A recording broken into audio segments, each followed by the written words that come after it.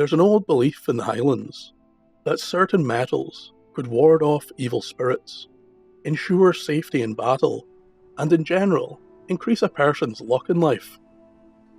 This practice could not only be found all over the highlands, but also reached the remote islands of Scotland. The islanders, it was said, had the greatest of confidence in the protective properties of such metals. It was a common sight to see iron horseshoes above doors and barns all over the islands. Iron was the magical metal, the substance that could protect from all evil. Islanders who were struggling in life, or feared the fairies or Sìth, could often be seen scouring cart tracks in the hunt for old nails or pins that had fallen from horseshoes. These would be collected and stuck into large pin cushions, suspended in doorways to prevent the malevolent Sìth from entering the home. One of these islanders, who was particularly influenced and haunted by the Sìth, was a woman known as Mor Nic Dohmhnuill. And this is her story. Morag, daughter of Donald.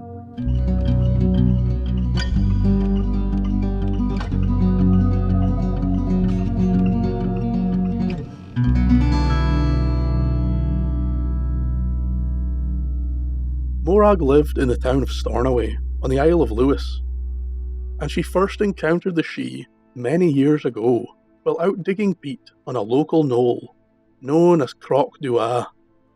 On that day, the young girl would allow herself to fall under the influence of the Sìth, a decision she would regret many times in later years.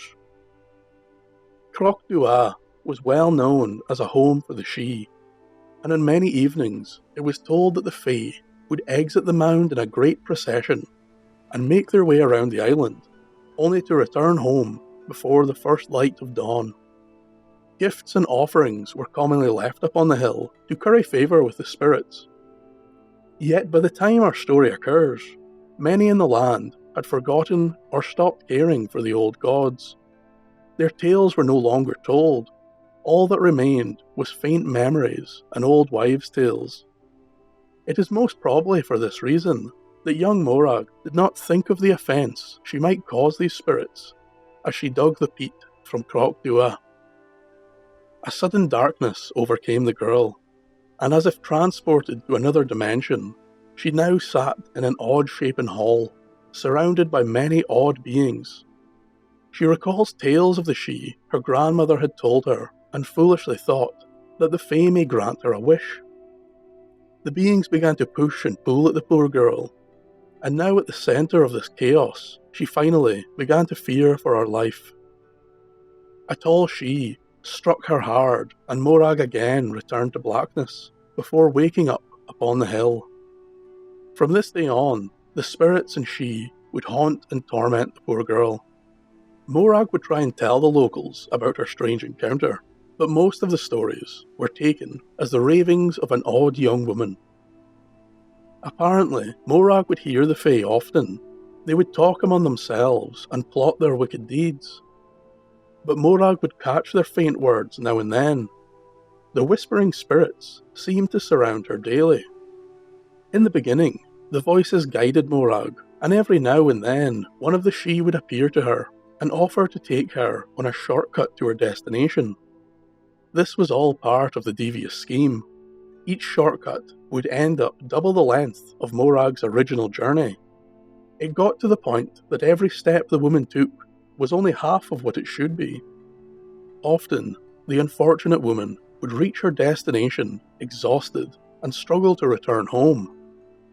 On occasion, Morag would get lost for days within the secret passages and trails of the Sìth, only to exit exactly where she began.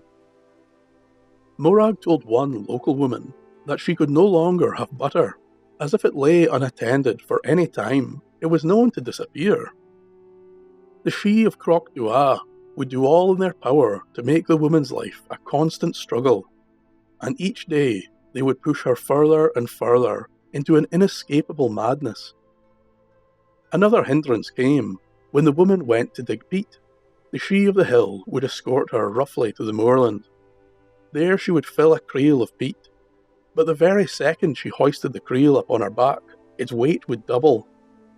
With great labour, the woman would trudge home, only to find that the amount of peat had halved, forcing her to retake this journey again. I am sure some of you think that you could handle these annoyances and distractions, but Morag suffered at the hands of the Sidhe every single moment of every single day for over 50 years. In that time, she tried everything to rid herself of this nightmarish plague. Often Morag, now an old woman, would be found hunting for iron to drive the spirits away. She would collect old horseshoes, and her outfit would be covered in iron pins and nails. In the town, she was well known for beseeching armed men to fire their weapons over her shoulder in the hope of scaring the creatures away, but there was no end to the harassment. In her later years, it is said that Morag became so well acquainted with the beings that haunted her that she knew each of them by name. One was Deacon and Beam, another was called Poplar, a third, Conica, and the fourth, Pelican. It was thought that Morag named many more, but these are the only recorded names. We are unsure if they are the true names of the Sidhe or merely titles given to them by Morag. The woman became more and more demented by the creatures. One day she ran to a neighbour's house, screaming and calling. The beings had drove her to the very end.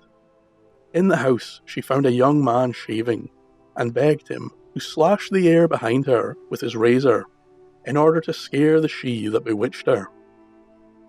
It would seem that none of these attempts to free herself had worked, and soon after this occurrence, Morag, daughter of Donald, would be found dead, tormented to the very final second of her painful life.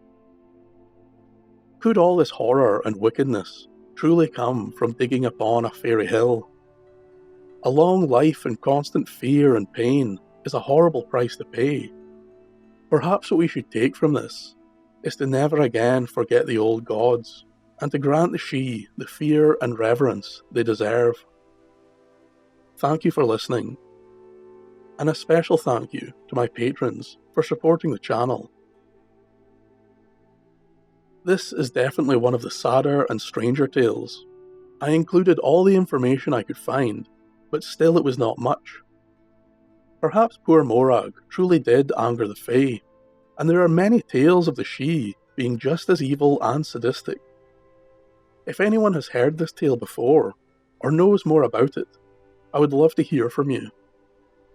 While researching this story, I thought on more than one occasion that the auditory and visual hallucinations experienced by Morag reminded me somewhat of schizophrenia or other forms of psychosis. That is, of course, if the beings were hallucinations at all.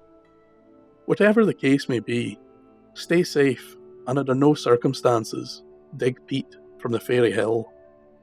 Slán Siva.